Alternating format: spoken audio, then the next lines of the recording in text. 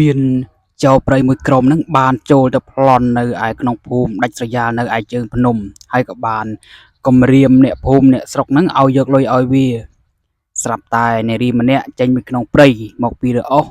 ហើយក្រុមចៅនោះក៏បានឃើញនាងហើយក៏បានឃើញនៅសម្រស់របស់នាងស្អាតហ្នឹងវាក៏បានប្រាប់ទៅបងធំរបស់វាថានាងនេះគួរឲ្យចាប់អារម្មណ៍រីឯបងធំរបស់វានោះក៏សម្លឹងទៅមើលនាងគិតថានាងហ្នឹងជាមនុស្សធម្មតាតែតាមការពិតហ្នឹងមិនធម្មតានាងក៏បានវាបងធំហ្នឹងមួយដៃហើយក៏បានចិញ្ចៀមនៅក្នុងច្រមុះហើយពេលនោះបងធំខឹងខ្លាំងហើយក៏បានបំរុងអ្វីទៅនារីនោះ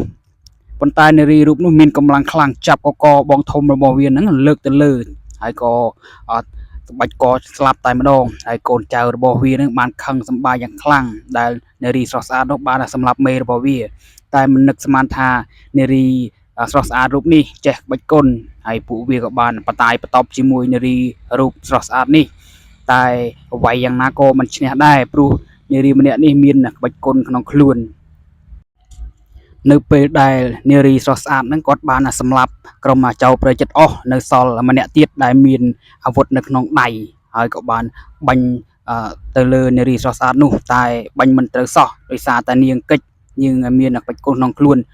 បន្ទាប់មកនាងក៏បានលើកកំបិតដើម្បីប្រហារបុរសដែលមានកំភ្លើងនោះតែមួយកំបិតធ្វើឲ្យស្លាប់